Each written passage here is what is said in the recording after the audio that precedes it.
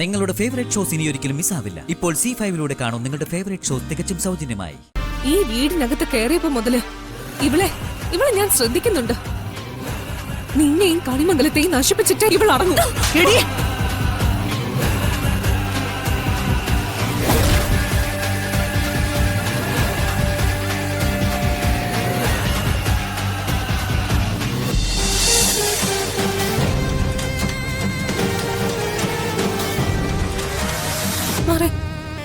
എവിടെ നീ പറഞ്ഞ ആളെവിടെ? മുത്തശ്ശി, അവര് രണ്ടുപേരും ഒരുമിച്ച് മുറിയിലോട്ട് വരുന്ന ഞാൻ കണ്ടതാ.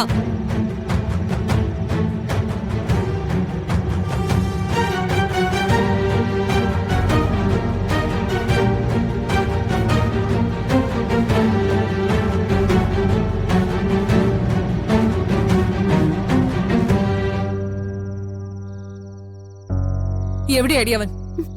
ഏത് വഴിക്കാവും പോയത്? ആരുടെ കാര്യം ഏട്ടത്തി ചോദിക്കുന്നേ? എന്നെ മാനം കെടുത്തി കൊല്ലാനാണോ ഉദ്ദേശിക്കുന്നേ? ഗൗതം, ഈ മുറിയിൽ അല്ലെങ്കിൽ മറ്റേതെങ്കിലും മുറിയിൽ അവൻ ഉണ്ടാവും. ചെന്ന് തിരക്ക്. പോ.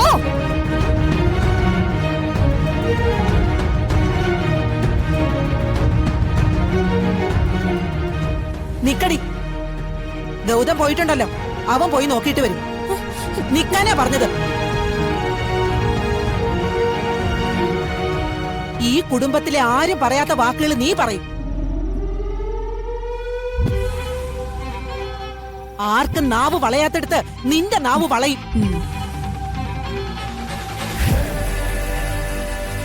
എന്തുകൊണ്ടാണെന്ന് അറിയൂ? സംസ്കാരം എന്ന വാക്കിന്റെ അർത്ഥം നിനക്കറിയില്ല, അതുകൊണ്ട്.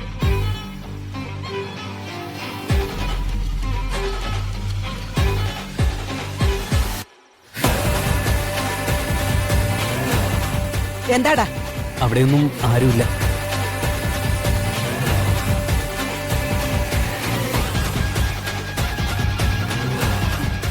കൽപ്പന, എന്തിനു വേണ്ടിയാ നീ ഇതൊക്കെ കാണിച്ചു കൂട്ടുന്നേ? പ്രിയങ്ക മോളെ മറ്റുള്ളവരെ സംശയിക്കുന്നതിന് വേണ്ടിയോ, അതോ ഇവരുടെ ജീവിതം ഇല്ലാതാക്കാൻ വേണ്ടിയോ? വരുൺ, നീ ചതിക്കപ്പെടാതിരിക്കാൻ വേണ്ടിയാ ഞാൻ പറയുന്നത്. ഇത് ദേവനാരായണൻ തിരുമേനിയുടെ നിഷ്കളങ്കയായ മകളല്ല. ഈ വീടിനകത്ത് കയറിയപ്പോ മുതല് ഇവളെ ഞാൻ ശ്രദ്ധിക്കുന്നുണ്ട്. നിന്നെയും കണിമംഗലത്തെയും നശിപ്പിച്ചിട്ട് ഇവൾ അടങ്ങും.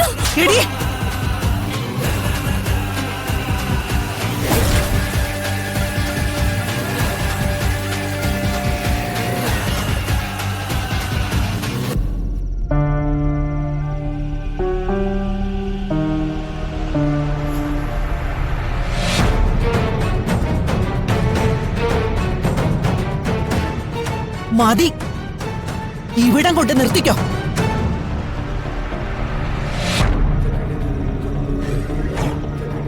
ഇനി പ്രിയങ്ക മോളെ കുറിച്ചൊരു ദൂഷ്യം പറഞ്ഞ കണിമംഗലത്ത് നിന്നും പുറത്തേക്കുള്ള വഴിയായിരിക്കും ഞാൻ കാണിച്ചു തരിക.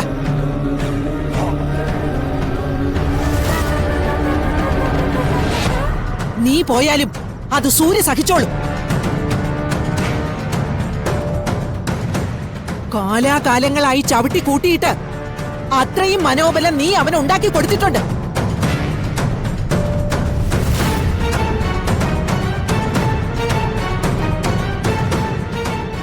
ഇത്രയ്ക്ക് തരം താഴരുത് മോളെ.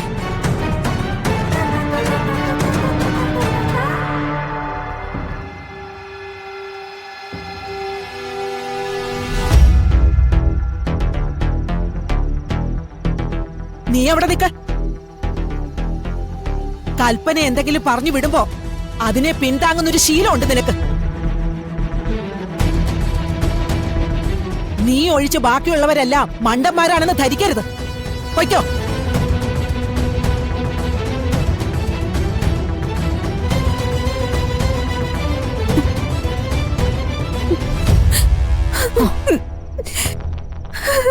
മോളെ,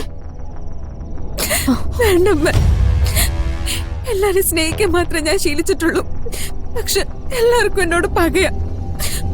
ഞാൻ വേണമെങ്കിൽ പോയിക്കോളാം. മോളൊന്നും മിണ്ടാതിരുന്നേ. എങ്ങോട്ട് പോവാനാ നീ? അമ്മയ്ക്ക് ഇഷ്ടമല്ലേ നിന്നെ? മുത്തശ്ശിക്കും ഇഷ്ടം, വരുണിനും ഇഷ്ടമല്ലേ? പിന്നെന്താ മോളെ, നീ വന്ന് കേറിയപ്പോ അവള് തരം താഴ്ന്നു പോയി എന്നൊരു തോന്നല് അവളുടെ ഉള്ളിലുണ്ട്. അതാണ് അവളെ കൊണ്ട് ഇങ്ങനെയൊക്കെ ചെയ്യിക്കുന്നത്. അവൾക്ക് വേണ്ടി ഞങ്ങള് മോളോട് മാപ്പ് ചോദിക്കാം. അയ്യോ മുത്തശ്ശി, എന്താടാ നോക്കി നിക്കുന്നേ? എന്തെങ്കിലും ഒന്ന് പറഞ്ഞൂടെ മോളോട്? ആ താനത് വിട്ടേക്ക്.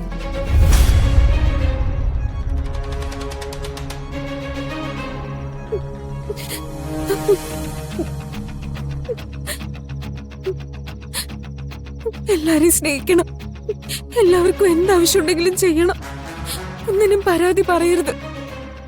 അങ്ങനെയൊക്കെ പറഞ്ഞ അച്ഛനും അമ്മ എന്നെ ഇങ്ങോട്ട് അയച്ചത്. എനിക്ക് ആരെക്കാളും വലുതാവണ്ട മുത്തശ്ശി. എനിക്ക് എല്ലാവരെക്കാളും താഴെ ഒരു സ്ഥാനം മതി. അതുകൊണ്ട് ഞാൻ തൃപ്തിപ്പെട്ടോളാം. എന്നെ ഇങ്ങനെ ഉപദ്രവിക്കില്ലെന്ന് പറ. മോളെ കരയാതെ മോളെ.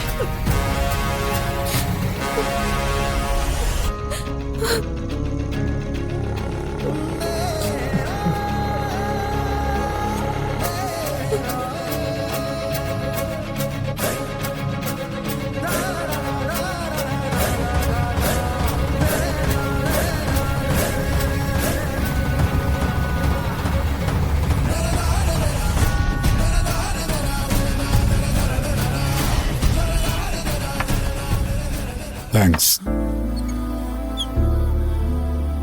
ഒരു ഡീറ്റെയിൽ ചെക്കപ്പ് ഞാൻ പറയാൻ തുടങ്ങിയിട്ട് നാളെ കുറച്ചായി. വിദേശത്തെ ട്രീറ്റ്മെന്റിനെ കുറിച്ച് പറഞ്ഞിട്ടും താങ്കൾ ഇതുവരെയും പ്രതികരിച്ചിട്ടില്ല. ചെക്കപ്പ് ചെയ്യാം,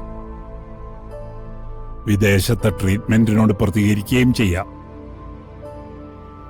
എന്റെ അസുഖം മാറ്റാന്ന് ഡോക്ടർക്ക് വിശ്വാസമുണ്ടോ?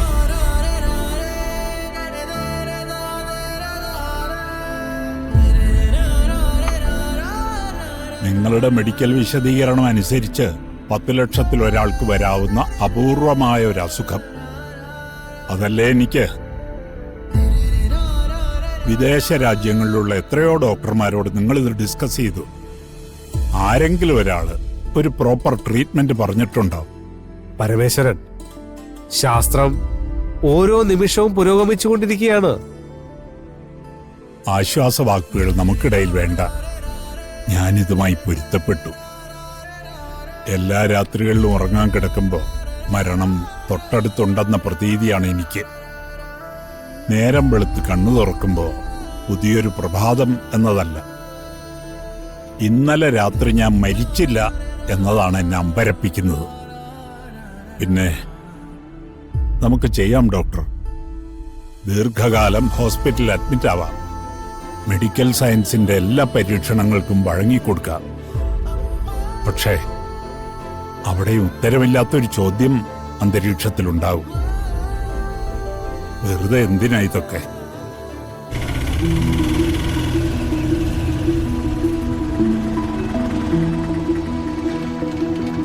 അവര് വന്നു.